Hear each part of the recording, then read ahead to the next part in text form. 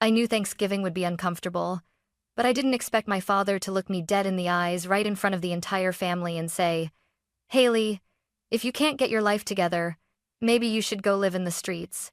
He didn't whisper it. He didn't soften it. He didn't even blink. My sister hid a smirk behind her wineglass. My mother adjusted the napkins like she could fold the shame away, and everyone waited for me to break. But I didn't. I just smiled. Because none of them knew the truth. They didn't know I built 2 companies from scratch. They didn't know I earned $25 million last year. They didn't know I had already stopped needing anything from them long ago. I stood up, smoothed my coat, and walked out of that house quietly. 3 weeks later, they walked into mine. If someone had taken a picture of my family on Thanksgiving, just one single photo, they would have captured everything we wanted the world to believe. A polished dining table, golden candles, autumn garlands draped perfectly, and 5 people smiling like life had never touched them harshly. But pictures lie. And my family lived inside a lie so long they forgot it wasn't real. My name is Haley Monroe. 31 years old. Founder of 2 automation startups. Owner of 3 properties. A woman who built her life from nothing but grit and late-night dreams. But to my parents, I was still the girl who never lived up to her potential. The girl they spoke about with sighs, not sentences. My father, Thomas, ruled the household with expectations carved in stone. My mother, Evelyn, upheld them with practiced grace. Together, they crafted a world where everything had to look perfect, even if it meant breaking me to keep the illusion alive. My younger sister, Lily, was the centerpiece of that illusion. Perfect posture, perfect smile, perfect life. If she tripped, they blamed the floor. If I tripped, they blamed me. I lost count of the times I overheard my mother whispering to guests, "Lily is destined for something special." Haley? Oh, she's independent. She explores. Explores. As if my entire career was a gap year I refused to end. The truth is, I stopped needing their validation a long time ago. But children, no matter how old, remember the shape of the wounds their parents carve into them. And I remembered mine clearly. Growing up, I was the kid who preferred the garage to the living room. I'd take apart radios, computers, entire appliances if no one stopped me. At 12, I hacked together a functional home automation system using scrap parts. My dad unplugged it and said, "Cute hobby, now do something real." I learned early that I wasn't what they wanted, but I hadn't learned until Thanksgiving that I wasn't anything to them at all. As I sat at the far end of the table that night, barely within the warm glow of the chandelier, I watched the conversation circle around Lily like orbiting planets. "Your boutique looks stunning, sweetheart. The expansion will be wonderful. You've always had such talent." Meanwhile, my mother glanced at me only to pass the cranberry sauce. Then my father cleared his throat, leaned back in his chair, and looked directly at me. His gaze was heavy, like he'd been waiting for this moment. "So, Haley," he said, voice sharp enough to cut through the chatter, "still drifting around? Still trying to figure out what you're doing with your life?" The room fell quiet. Lily sipped her wine. My mother adjusted a napkin like she could arrange the discomfort away. I opened my mouth, but my father wasn't done. "Honestly, if you can't get your life together, maybe you should go live in the streets." He didn't blink. He didn't hesitate. He didn't care. And for the first time, I didn't feel pain. I felt clarity, pure, icy, crystalline clarity. They had never seen me. They never intended to. So I stood, smoothed my coat, and said quietly, "Thank you for dinner." I walked out of that perfect, staged home and into the cold November air, not realizing yet that walking away was the moment everything started changing. 3 weeks later, they would walk into my world. 3 days after Thanksgiving, the silence in my penthouse felt heavier than usual. Austin's skyline stretched across the windows, neat, bright, alive, while I moved through my home like someone drifting between 2 worlds. In one world, I was a CEO preparing for a product launch. In the other, I was the daughter my family pretended didn't exist. I was making tea when my phone buzzed. Chloe, my cousin. The only person in the family who had ever defended me, not loudly, not dramatically, but quietly, in the way that counts. I wiped my hands and opened her message. "Chloe. Haley, are you okay?" "Me. I'm fine." "Why?" "Chloe. Because your mom has been talking." My stomach tightened, not from fear, but from a kind of exhausted anticipation. Talking. In my family, talking always translated to rewriting the truth. Me, what did she say now? A long pause. Then, Chloe. She told everyone at church that your businesses failed, that you're basically homeless, that you're sleeping on friends' couches until you figure yourself out. I froze. Homeless, failed, couch hopping. They didn't just insult me, they crafted a story. A narrative so vivid they could almost believe it themselves. I walked toward the window, staring out at the penthouse I renovated with my own earnings. The custom-built shelves, the imported marble counters, the panoramic view of the city I built my life in. Homeless. I laughed. Quietly. Bitterly. Me. I own 3 properties, Chloe. Chloe. I know. But they don't want to know. That sentence hit me like a blow I didn't expect. They don't want to know. Not they don't know. Not they misunderstood. But they don't want to know. Because knowing would force them to confront the truth, that the daughter they dismissed outperformed every expectation they had for their perfect one, that their golden child wasn't the one succeeding, that their scapegoat wasn't failing, and that terrified them more than any truth ever could. I leaned my forehead against the cool glass. Me. What else did they say? Chloe hesitated. Chloe. Your dad said he's worried you might cling to them financially. Your mom said they've done enough and you need to grow up. Grow up. The same parents who forged a narrative of my incompetence now painted themselves as victims of my imagined dependence. My chest tightened not from hurt, but from insult. And as if the universe wanted to twist the knife deeper, Chloe sent one more message. Chloe. Also, Lily's boutique? It's struggling, badly. Your parents said they're exploring funding options. I think they're planning something. Funding options. I knew exactly what that meant.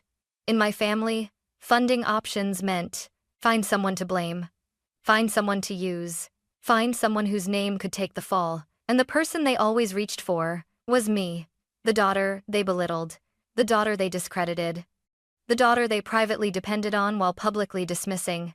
I walked into my office and sat at my desk, fingers tapping slowly against the wood. They threw me out and immediately turned me into a tragedy. They humiliated me and immediately turned me into a burden. They rejected me and immediately turned me into something they could reuse. But this time, something in me hardened. A decision formed not loud, not dramatic, but cold and sharp like a blade forged in quiet fire. They wanted a story where I was the failure. They wanted a myth where they were the heroes. They wanted a world where I stayed small. But myths collapse, and lies unravel. 3 days after Thanksgiving, my parents rewrote my story. 3 weeks later, I would rewrite theirs. The Monday after Thanksgiving began like any other. Meetings stacked on my calendar, product updates to review, investor calls waiting. My world was moving fast, structured, alive. Nothing like the stagnant, suffocating version of me my parents liked to imagine. Around noon, I stepped out of a meeting and checked my inbox. That was the moment everything changed. A new email blinked at the top. Subject: verification required. Guarantor authorization. Urgent. From Sinclair and Weber Law Group. Guarantor? For what? Curiosity tugged at me, but when I clicked the message and saw the first line, the air left my lungs. This notice is to confirm your status as guarantor for the $480,000 renovation loan approved in 2021. I kept reading. Attached is the signed agreement, including your signature as financial guarantor. My signature. A cold whisper slid down my spine. I downloaded the file, opened the scan, zoomed in. There it was, Haley Monroe, written in a shape that tried to mimic mine but missed the rhythm. The strokes were wrong. The curve of the Y, the slope of the M. Someone had studied my signature but didn't understand it. They didn't need to understand it. They just needed it to look believable. My hands went numb. It wasn't a mistake. It wasn't miscommunication. It wasn't oversight. It was forgery. By someone who had access to documents with my signature on record. Someone close. Someone who assumed I wouldn't fight back. I stared at the screen, pulse hammering, the taste of betrayal thick on my tongue. My parents wouldn't. Would they? No, actually. Yes. Yes, they would. They would absolutely use my name if it benefited Lily. I scrolled again. Use of funds, boutique expansion, Lily Monroe. The room spun for a moment. The boutique they bragged about. The boutique, they said Lily, built with her own talent. The boutique they used to praise her as the successful one was built on my name, my signature, my creditworthiness, without my knowledge, without my consent, without a single conversation. And now the loan was entering risk of default, meaning I would be legally pursued as the guarantor, meaning my assets could be targeted in recovery, meaning they had dragged me into a financial disaster. They architected and shielded Lily from responsibility entirely. I closed my laptop before I threw it. My breath came slow and deliberate. Not shaky, not panicked, controlled. Because this wasn't new. It was simply the first time I had proof. I dialed the number at the bottom of the email.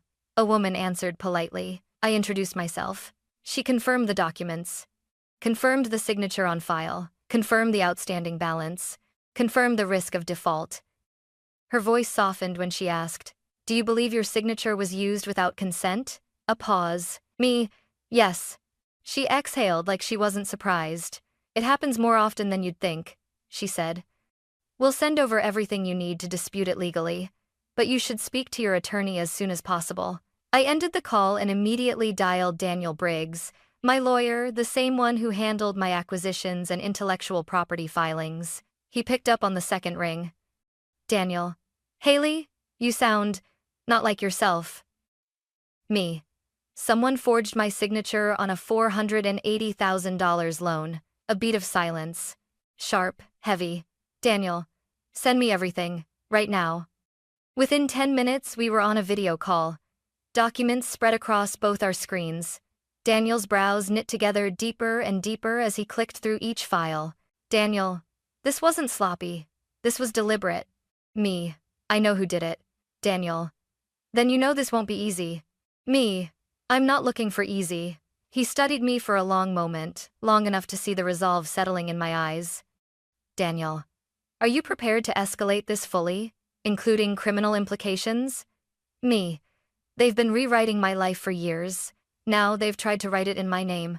"Yes, I'm ready." He nodded, voice steady. "Daniel, then we start tonight." And we did. While my parents were probably telling someone that I was lost or struggling, I was gathering evidence, screenshots, dates, handwriting discrepancies, financial trails. Every truth they buried was clawing its way to the surface. They thought they could use me again. They thought I was still the girl desperate for approval.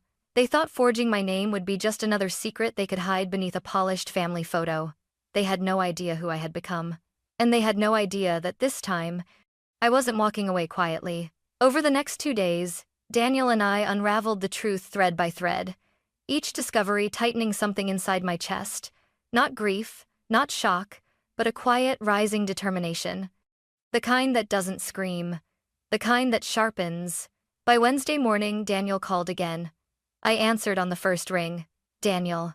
Haley, I've gone through everything. I need you to hear this clearly. What your parents did wasn't impulsive. It was coordinated." I didn't reply. I knew. "Daniel, the loan officers believed you had personally attended the signing. They were shown an ID. Someone practiced your signature. Someone rehearsed your mannerisms. This wasn't sloppy. They planned it." I closed my eyes, letting the truth settle not like a wound, but like armor. "Me. What happens now?" There was a long silence on his end. "Daniel, if the loan continues sliding, the lender will look for a financially stable guarantor to assume responsibility. If you take over the debt strategically, you can gain control of the asset tied to it." "Me. Control the boutique property?" "Daniel. Essentially, yes. Convert their manipulation into your leverage."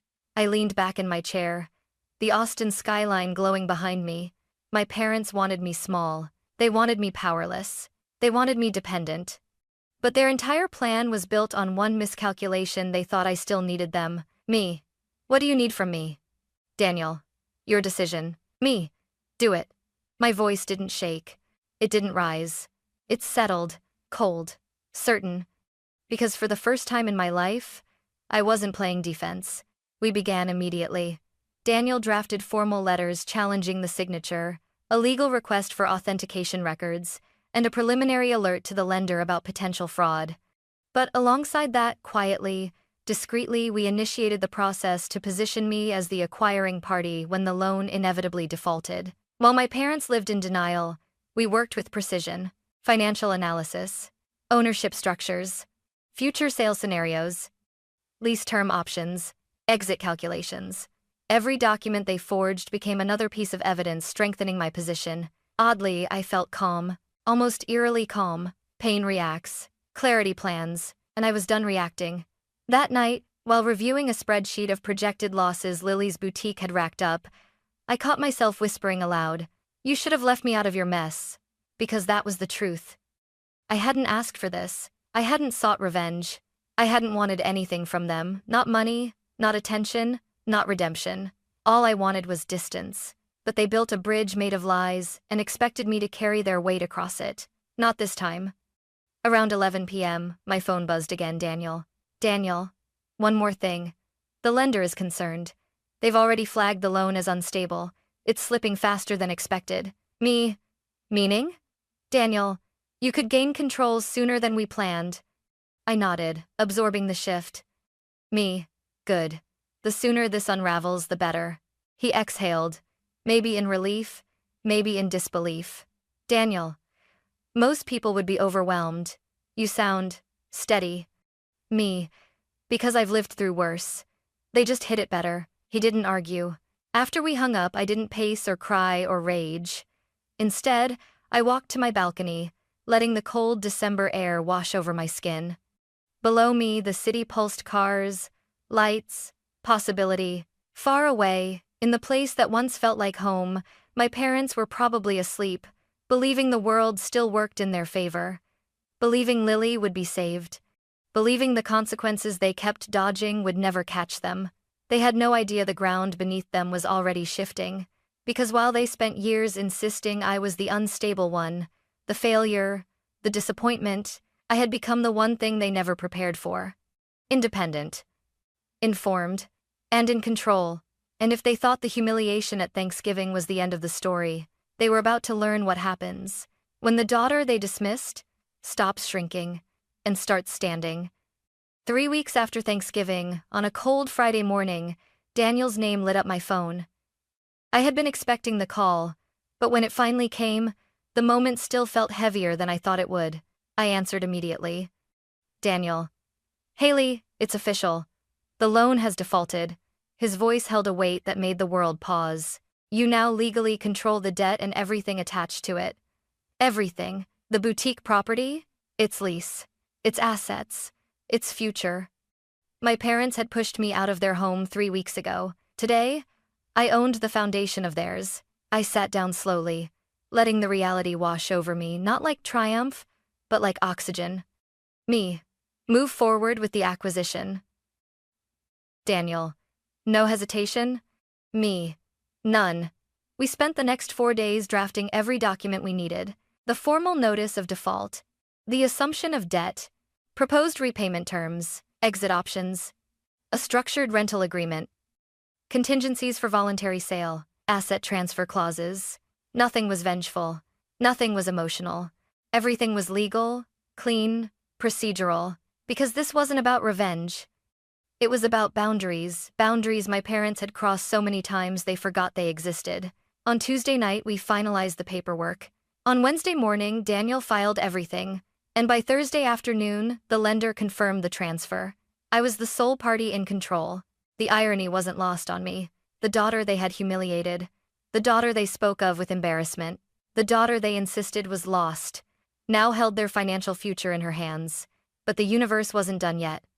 That evening, around 6:30 p.m., my phone buzzed again, this time with a name I didn't expect. Evan, Lily's boyfriend. I hesitated before answering.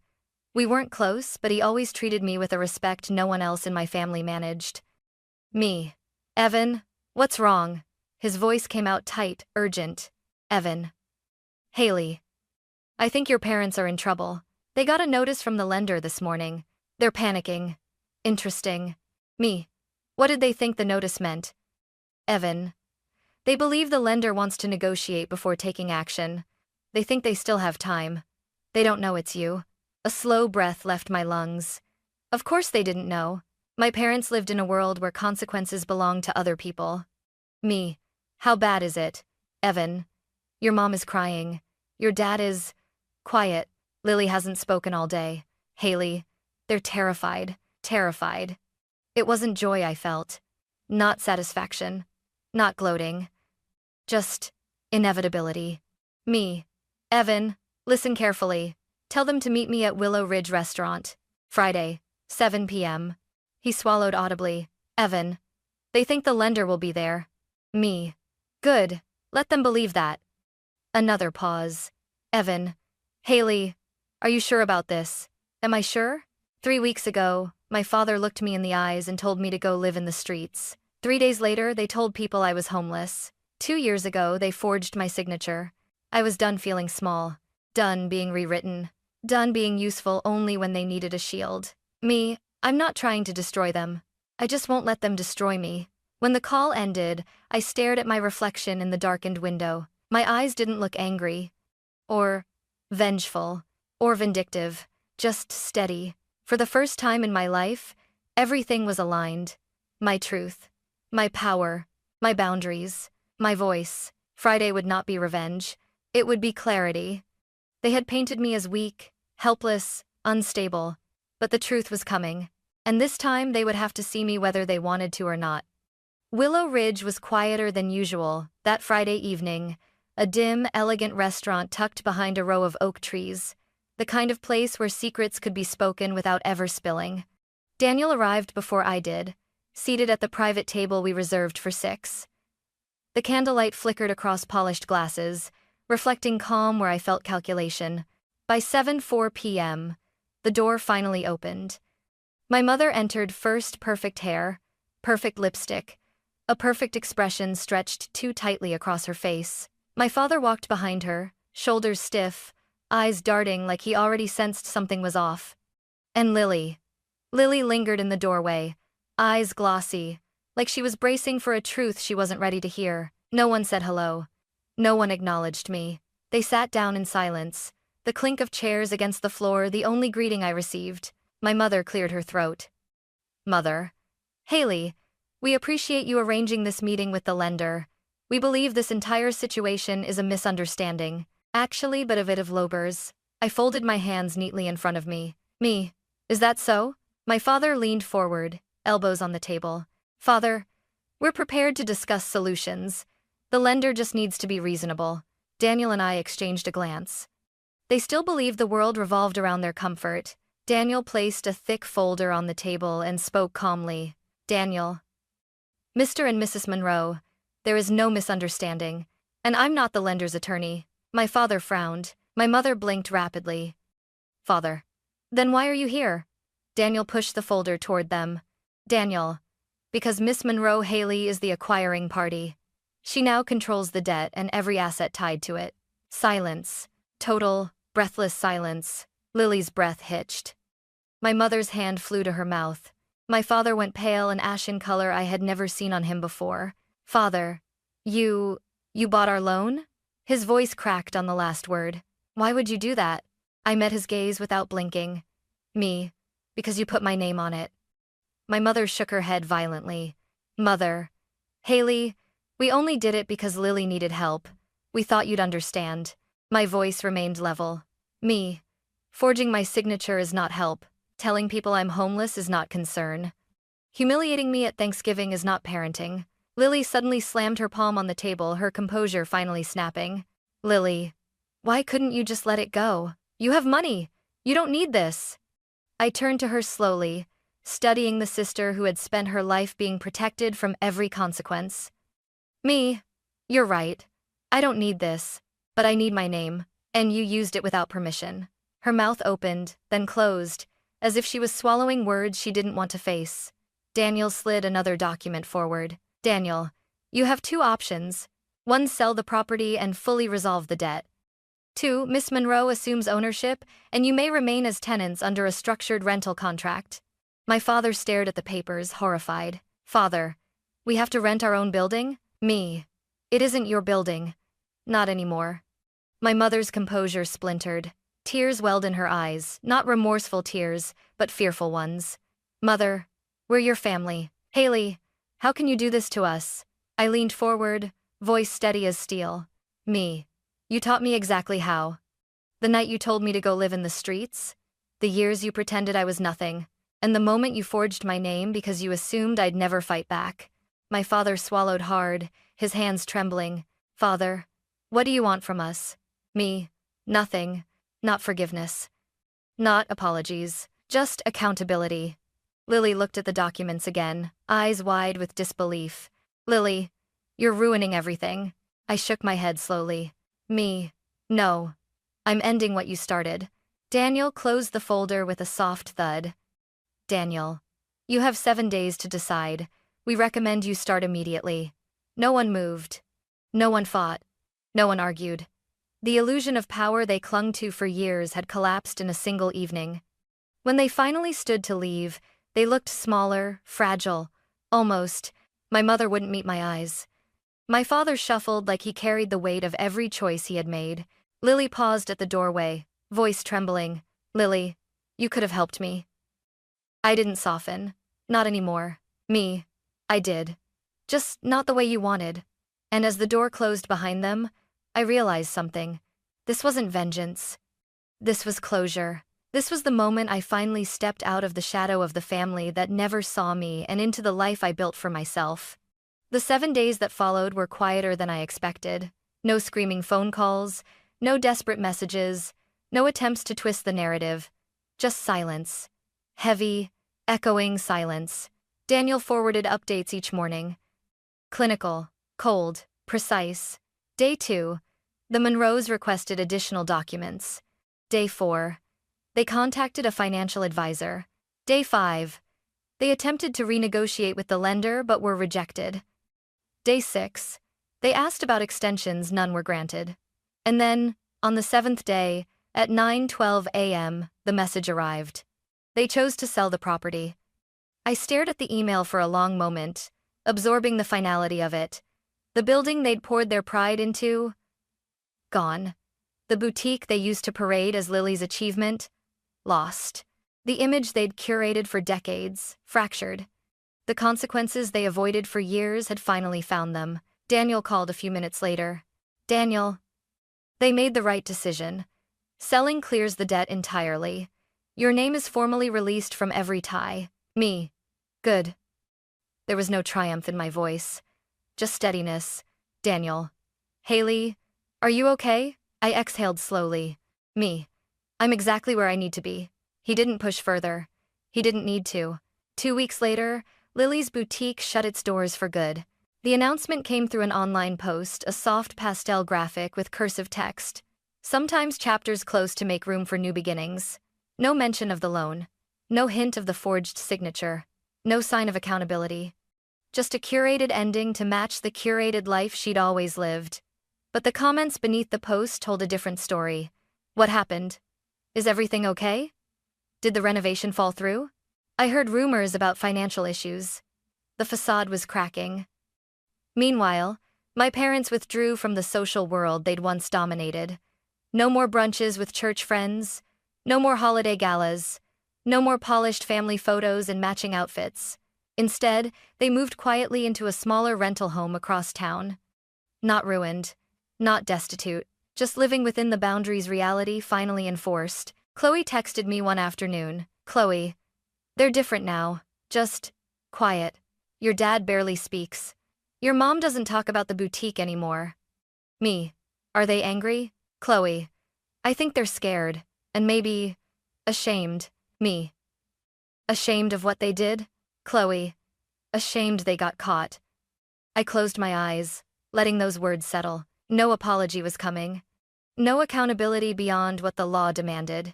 No recognition of the damage they caused. And that, strangely, was the moment everything made sense. They hadn't failed as parents by accident. They failed because they believed they were incapable of being wrong. But I was done carrying the weight of their denial. One evening, as winter settled over Austin, I walked along the riverfront alone. The air was crisp, the city lights shimmering on the water. For the first time in a long time, my chest didn't feel tight. I felt free. Not because I won, not because their lives had crumbled, not because the debt was gone, but because I finally understood something I had ignored for years. Healing doesn't come from punishing the people who hurt you. Healing comes from choosing yourself after they do. My family's collapse wasn't my victory. My clarity was. They taught me to silence myself. I learned to speak. They taught me to shrink. I learned to stand. They taught me love was conditional. I learned love doesn't have to be earned. Walking along the water, I whispered into the cold air. You tried to define me. You tried to limit me. But you never knew me. The wind carried the words away, but the truth remained. The story they wrote about me had ended, and the one I was writing for myself was finally beginning. Winter settled slowly over Austin, softening the city's edges with cool air and early sunsets. My life, meanwhile, shifted into a stillness I had never known before. One without the constant background hum of trying to earn approval that was never mine to begin with. Work flourished. My teams thrived. My days filled with clarity instead of second-guessing. Yet the strangest part wasn't the success, it was the silence. A silence that no longer hurt. Some evenings, I'd stand on my balcony with a cup of tea, watching traffic move like a glowing river below. And I'd wonder, did my parents ever think about me? About what they said? About the signature they forged? About the story they told? Maybe they did, maybe they didn't. But their reflection was no longer my responsibility. A month after the confrontation, I received a message from Chloe. Chloe, just checking on you. Heard your parents are adjusting. Me? Adjusting? Chloe, yeah. Your dad works part-time at a hardware store. Your mom volunteers at the community center. They're quieter now. Softer, I think. I sat with that for a moment. Not angry, not vindicated, just reflective. Me. Are they okay? Chloe. They're surviving, but they're not the same people they were. Me. Maybe that's a good thing. Chloe. For them or for you? I smiled faintly. Me. Both. Because growth doesn't always look like success. Sometimes it looks like the collapse of illusion. My parents had spent their lives crafting a picture-perfect narrative, one that erased anything that didn't fit. Losing the boutique, losing the property, downsizing. It didn't destroy them. It humbled them. And humility, even late, is a beginning. But I wasn't waiting for them to change. I wasn't holding space for a reunion I no longer needed. Forgiveness wasn't the goal. Closure wasn't a door they needed to unlock. It was one I needed to walk through alone. I poured myself into things that mattered. I expanded one of my startups into a training program for young women in tech girls who reminded me of myself at 14, building code in secret, hoping someone would see the spark even if their families didn't. I took weekends off, something I'd never allowed myself before, and visited places I'd always postponed. A cabin in Colorado, a quiet lake outside Dallas, the art museum downtown. I surrounded myself with people who valued truth, kindness, accountability. People who didn't need me to shrink so they could shine. My life wasn't perfect, but it was mine. One night, sitting at my desk writing a proposal for a new AI tool, I paused and looked around my apartment. The plants I kept alive, the paintings I'd collected from local artists, the notes taped to my wall with ideas scribbled in messy cursive, and it hit me. This is the home I built. Not the one I fled, not the one that rejected me, the one I chose. My parents once told people I was homeless. In some ways, I had been, but not in the way they meant. I had been homeless inside their expectations, homeless inside a family that never made room for me, homeless inside a narrative where I could only be small. Now, I had a life with walls I built myself, a door I could close, a space where nothing needed to be proven. I whispered into the quiet. I'm home now. Months passed and I didn't see my parents. Maybe one day I will. Maybe we'll talk. Maybe we won't. Either way, I'm not waiting, because the opposite of rejection isn't acceptance. It's freedom. Freedom to define yourself without apology. Freedom to leave behind stories written by people who never learned your truth. Freedom to walk away and never look back, not in anger but in peace. 3 weeks after Thanksgiving, my parents told me to go live in the streets. 3 months later, I was standing in a home filled with laughter, ambition, and quiet joy, the kind only built by someone who chooses themselves. And for the first time in my life, I wasn't seeking permission. I was choosing peace.